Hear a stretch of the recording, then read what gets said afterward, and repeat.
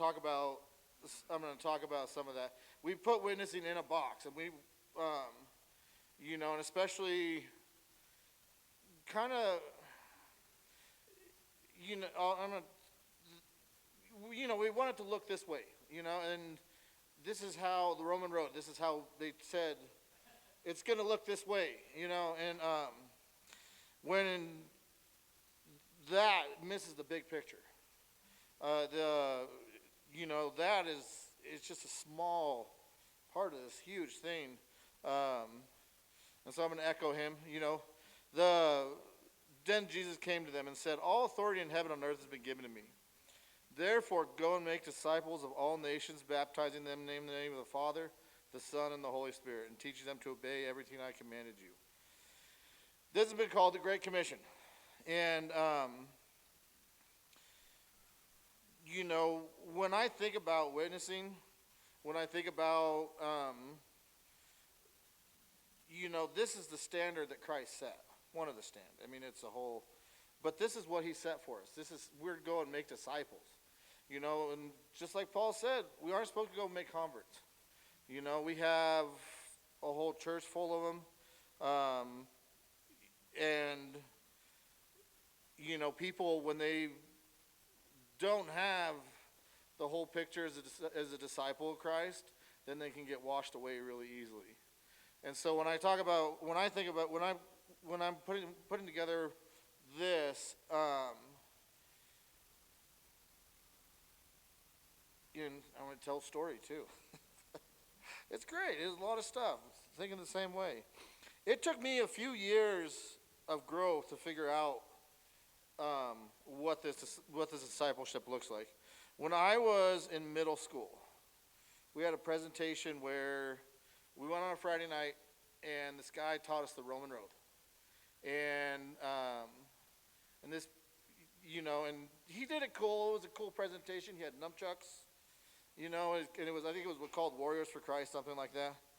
And he told us a bunch of fun stories about how he'd go to malls in Denver and witness to people, and how he'd get kicked out. And so, and like this one place was, this ages people, if you've been in Denver long enough, one of the places he talked about a lot was like Cinderella City,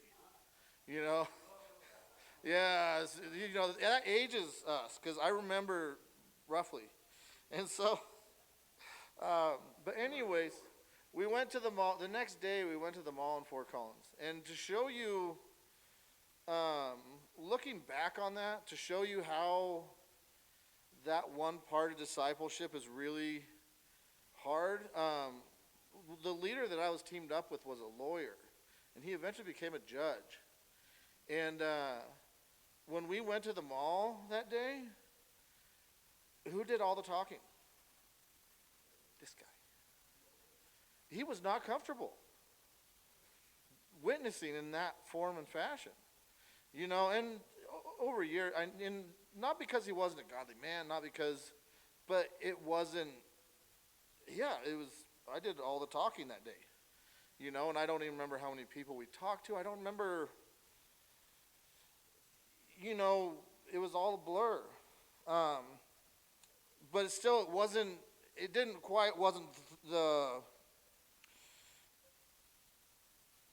still just wasn't, settling.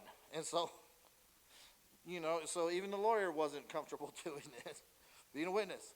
But looking back on that, it did, and looking back on as I've grown, and that was a growth thing. I may not be comfortable with it all, but looking back on it, there were two key things that even on that day had to be instilled in me. And as a witness, and as it gets bigger picture, you'll see this even more. There's two things: you have to be available and you have to be faithful. And that day, awkward as it was for a pimply teenage boy in the Foothills Fashion Mall, I was available. And I don't know what happened, but we did make ourselves available that day. It wasn't, for the people we talked to. I don't remember, But now, 30 years later, and thankfully I don't live too close to a mall. you know, I don't like malls. Uh, but I've also to come to a deeper understanding of the Great Commission. Um, and so and in that availability is that surrender. And one of the verses I like about when I talk about that surrender is Galatians 2:19 through 20. For through the law I died to the law so that I might live for God. I have been crucified with Christ. I no longer live, but Christ lives in me. The life I live now in the body, I live in the faith by the Son of God who loved me and gave himself for me. And so,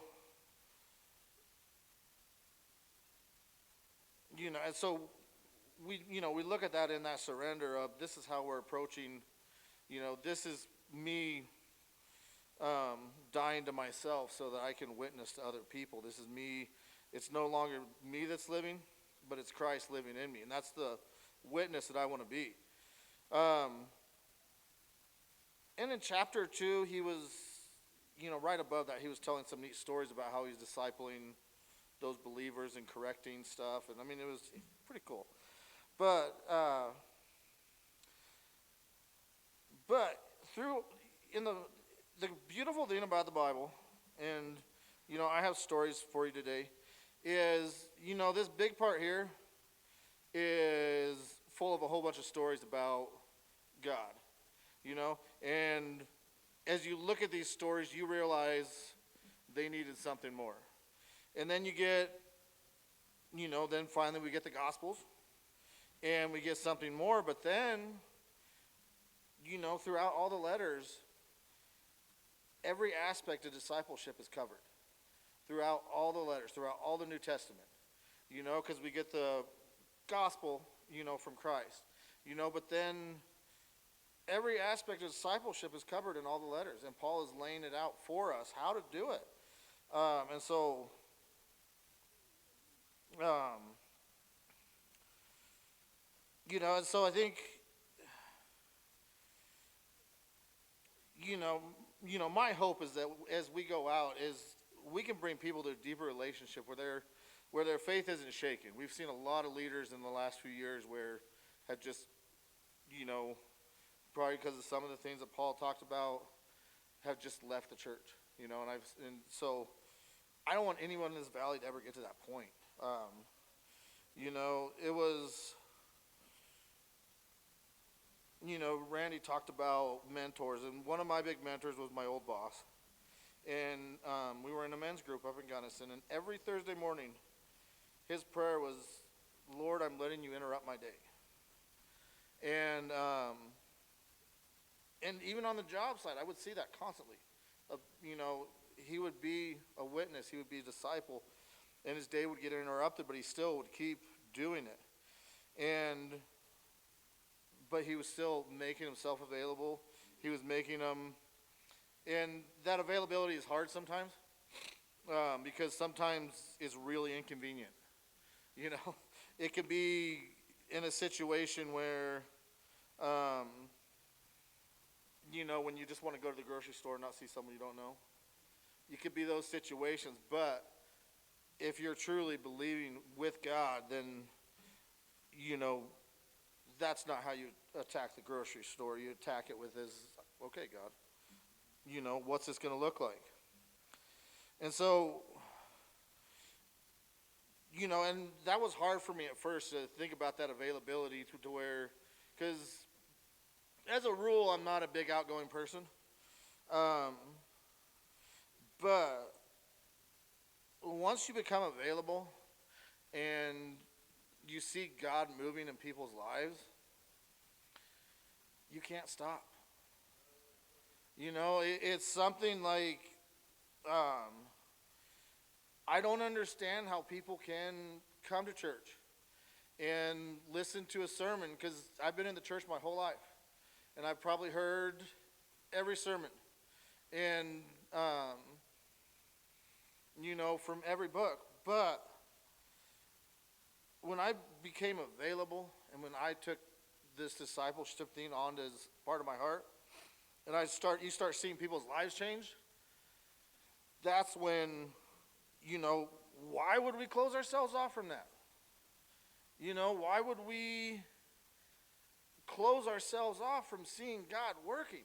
It's, just like there's this one guy at one of the stores I go to, and every time I go into the yard and pick something up, he talks about how bad the government is and stuff, and then I say the same thing of like, well, that's not where our hope is, come to church.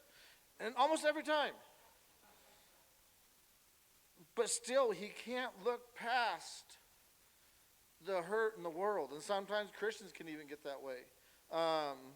We had a guy in one of our men's group here, and when he first came to our men's group, and it was right around the whole Trump-Biden thing, election, his whole life was hinged on those political, and he was frustrated. But now he's found freedom from that. He knows that's where our hope doesn't come from. And so if I can be available, I want to see God work. I don't want to see the hurt that can come. And so another great scripture I love is 1 Corinthians 9:19. Though I am free and belong to no one, I've made myself a slave to everyone to win as many as possible. To the Jews I become a Jew to win the Jews. To those under the law I become like one under the law. Though I myself am not under the law, as to win those under the law. To those not having the law I become like one not having the law. Though I am not free from God's law, but under Christ's law, so as to win those not having the law. To the weak I become weak to win the weak. I become all things to all people by all possible means that I might save some. I do this all for the sake of the gospel, I may share in its blessings. And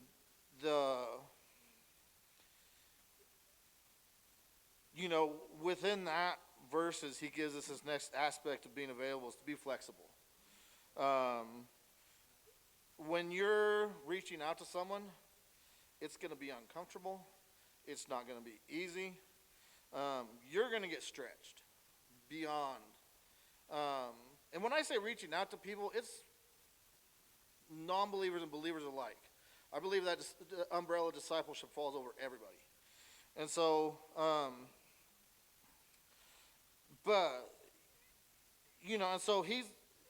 you're going to get stretched. You're going to run into the really hard people. You're going to run into, the people that just don't, I got a story for you in a minute. In doing this, you're going to be drawn closer to Christ. It's an amazing thing. And so you're going to be in hard situations. One of these situations was I was part of a church plant and that was up in between the town of Mount Crested Butte and Gunnison. There's this little burg called CB South.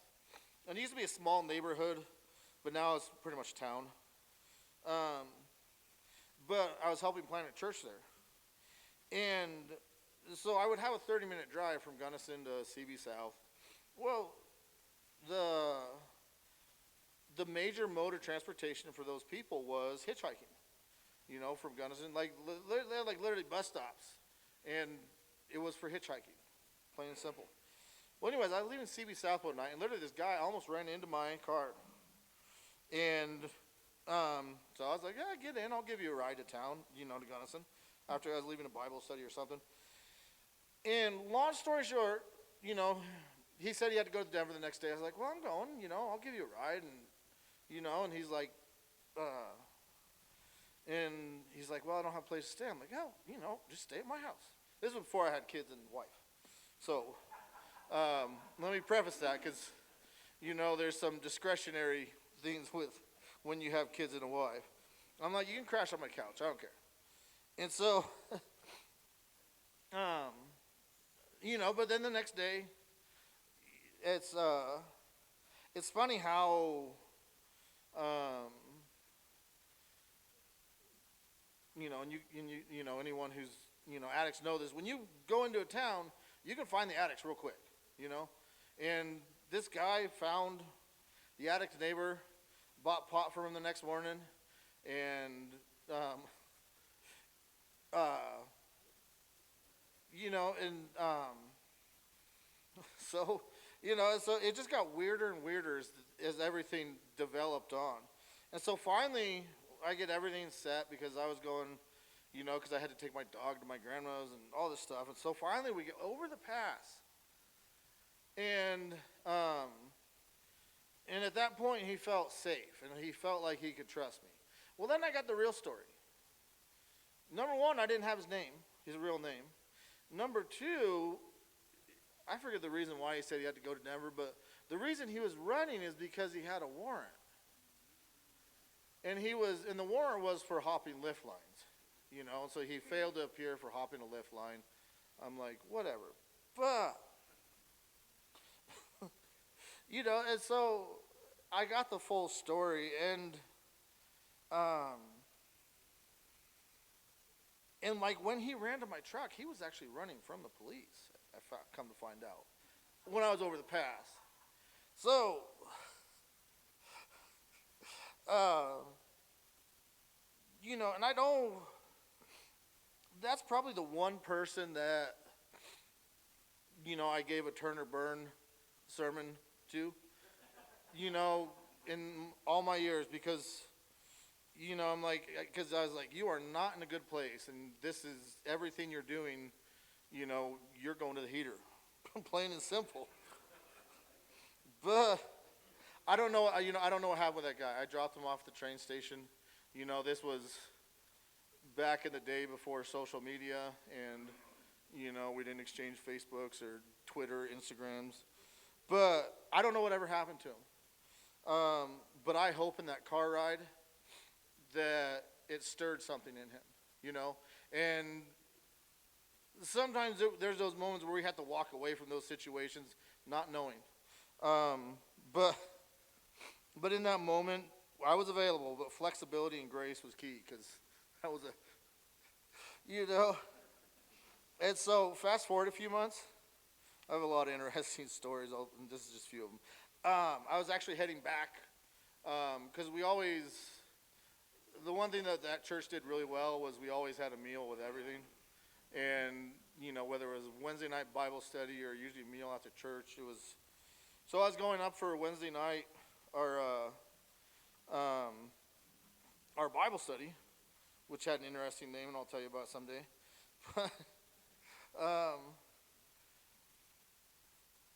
But there was a hitchhiker, and my first instinct was like gas. It was like nothing, it was just gas. But before I knew it, I was backing up the highway. And this guy gets in, and he's like, yeah, I'm just hitchhiking to Crescent Butte. I don't know really where I'm going. I'm like, hey, we're having a meal with our study tonight. You want to come, share a meal with us? And he ended up spending the whole summer with us, and, he came to everything. And I don't know, we shared our faith with him throughout the summer, all of us. And then even at the end of, then the cool part, as he was, towards the end of summer, as he was leaving, I was building in a development that was on the west side of Gunnison. And I saw him there. He was hitchhiking, leaving town. He just decided he was going to go to Vegas. He decided it was going to be his next place. And he was a real clean-cut guy. It wasn't like this scruffy, kind of. But, well, just so happened my boss's partner in that development was going to Montrose that day. The next big town over, because it's a big stretch. It's like 65 miles of nothing between Gunnison and, it's like, hey, I know a guy's going to, he's going to Montrose. It'll get you to the next big town. And so he went with him. And I know that when he got in that car with Frank, I know that in between Gunnison and Montrose, he got the gospel again. And so, like I said, I don't know where he's at this day today, but, within, I'm going to take another, Another take on the casting the, you know, in a lot of situations, God doesn't say test the soil before he casts the seed, you know? And so the gospel won't take with some people, but it doesn't change our calling, you know? And, but if we're making ourselves available, we'll bring people in, we'll help them, we'll help them, come into that, come to Christ. And so, and, so the next, so God always, I have another, I just have a bunch of stories, but it's fun. So in that same subdivision we were working in, there was this family that moved in, and it was like the picture perfect family, kind of like John was saying, the one in the picture frames. It was the wife, and it was the wife, and they had the three kids, and all the kids were well behaved, and but he was a really successful financial guy. Like, he had all the toys, like he had the nice truck, he had the snowmobile in the garage, he had all the toys, and then one day he pulls me over and he's like, "Hey, can you fix the door for me?" I was like, "All right." So I went over there, and like, you looked at the door and you're like, you knew it had gotten kicked in. It wasn't, it wasn't a defect that we put in there or anything. It was, somebody booted that door. And I don't know, he tried to explain it away or something, but I knew he kicked it in. And finally he told me the whole story. And he had cheated on his wife. And, and then his wife got mad at the lady he cheated with, and, went and beat her up. And it was this whole big mess. Thankfully that couple reconciled, which is amazing, a blessing of God. But in this process of reconciliation, she came from a godly background, he didn't. And so she was going back to the church, and so he was starting to go that way.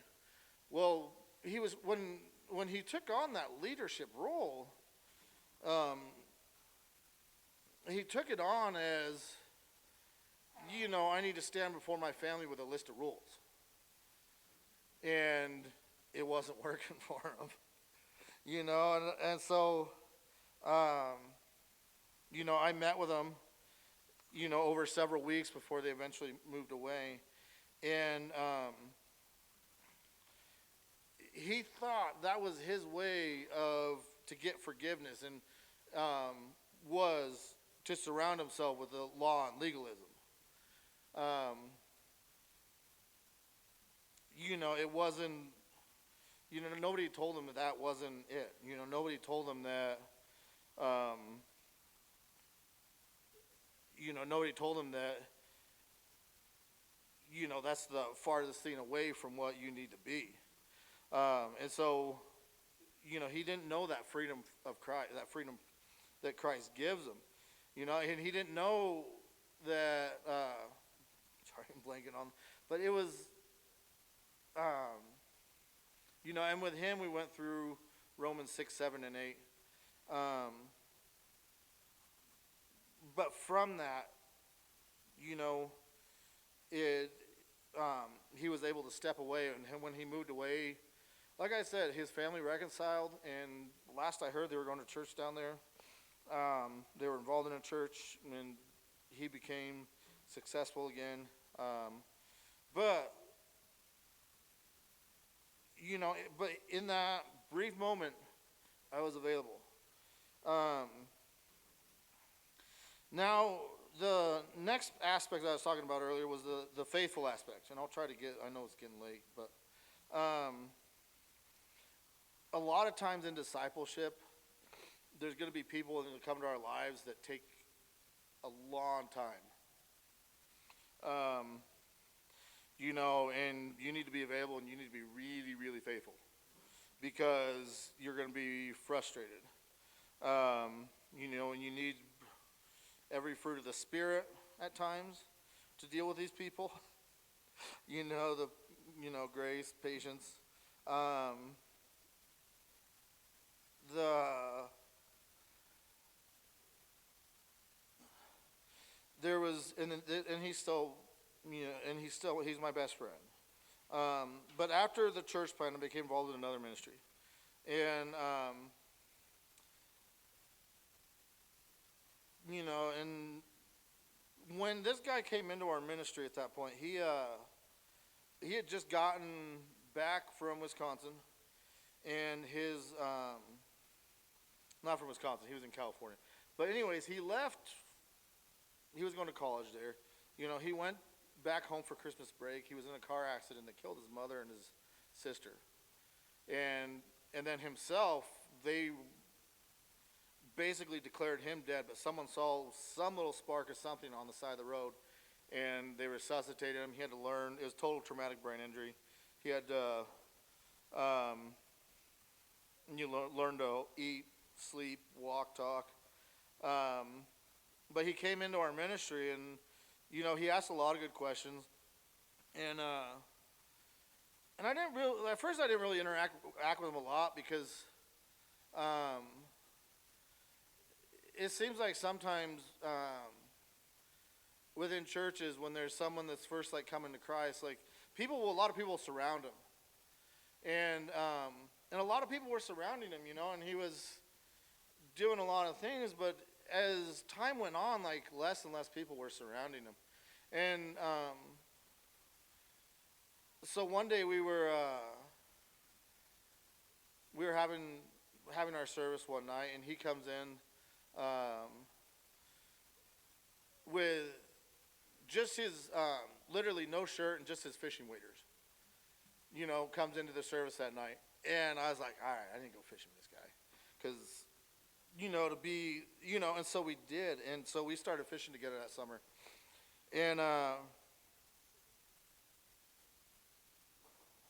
what he told me one night, and, as we fished more, he started to open up. And what he told me was, because he was, total rational scientist guy, and he's like, he opened up and he said, when I finally believed in God, I'm as angry with him. Because he was still dealing with losing his sister and his mom, because he couldn't, when he was recovering, he couldn't deal with that. So fast forward 2 years, he's still trying to put the pieces together in his head. And so, but that was his thing. Is like when I finally came to God, I was angry with him, and and he went through all the I should have died and all that, and I can't. I can't count how many nights he would sit at Kim and our house, and we would have the same conversations, for like stretches at a time. And, we would talk about anything from morality to, but one thing he could never wrap his head around was Christ. He could never understand why Christ came to earth. He could never, and you could give him scriptures day and night, left and right, but he never understood it. And, and then after COVID, when we first started having men's group back, right over here in this kitchen, it clicked for him. And all in total, that was about 12 years of discipleship. And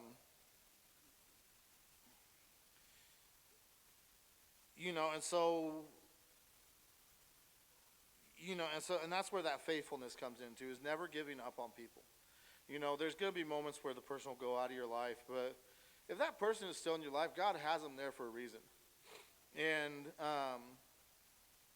if we can keep feeding into him, and he's an extreme case, just the way he processes. And so the last one I want to talk about is, discipling even those in the church who are saved. But still, there was a a friend of mine, and this was after we started going to this church, and he was in the men's group up there, and his wife came and said, his wife didn't say at that point that she wanted a divorce, but she left him. She moved out. She was gone. And for various reasons. And he admitted to him, he's like, it was my fault. But at a critical time when a lot of people you see at that point leave the church because of that situation, he came to me and asked if I wanted to do a Bible study with him. And for 3 years, for 2 years, we would meet in his kitchen every Friday morning, and we actually studied books about marriage, which was, strange, but he was hoping for some peace, and then after about 2 years, she finally served papers because I think she was waiting for him to do it. And they did get a divorce, that's the sad part.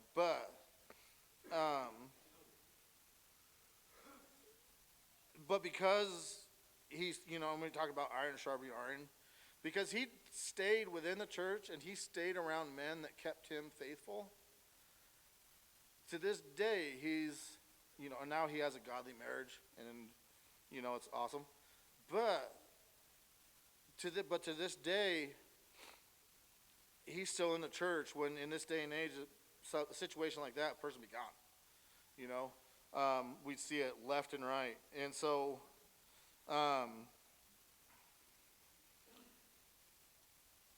In all two situations, we see those. They walk away from the faith, but.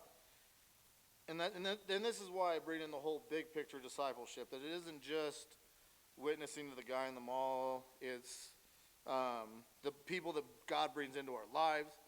It's the guys in our church that are hurting. I mean, it's a whole discipleship is a big picture.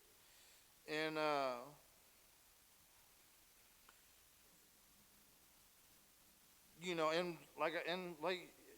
he gave Paul, where he must have Paul left. But we're given so many scriptures, and I was going to quote Zacchaeus too, but that's the example of when we talk about witnessing, we got Jesus.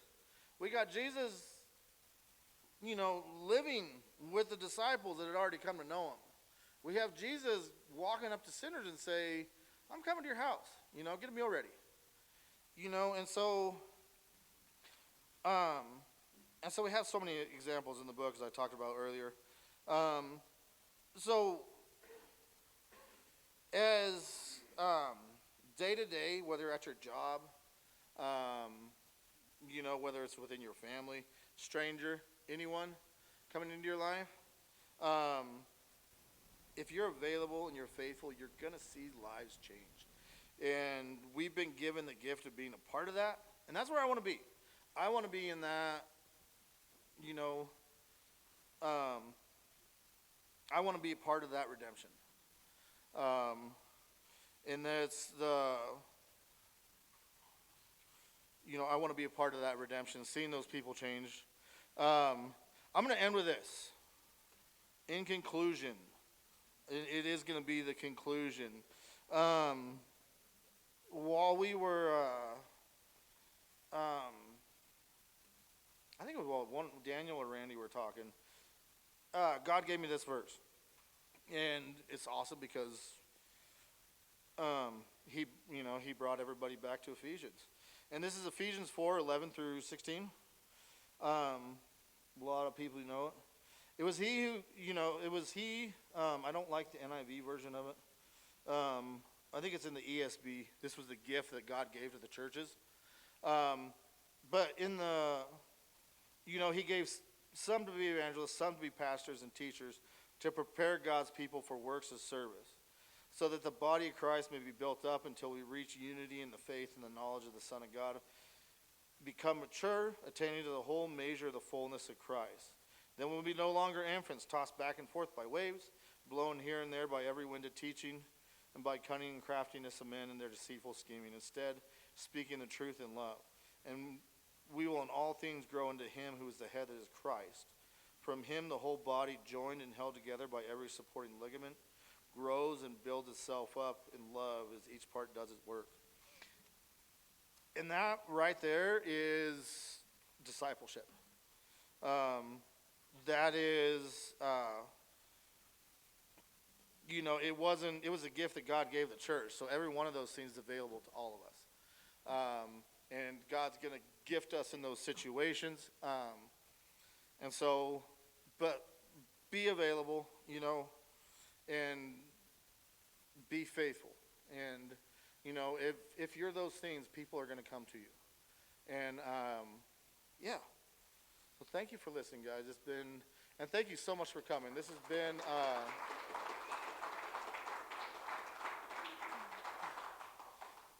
this was exactly the vision that John and I had.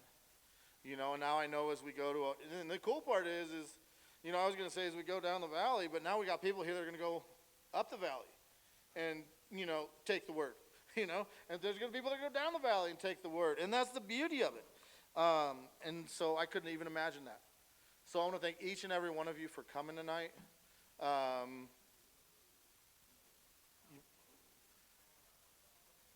Yes, we're going to have a couple songs. So, right on. All right, thanks, guys. I appreciate it.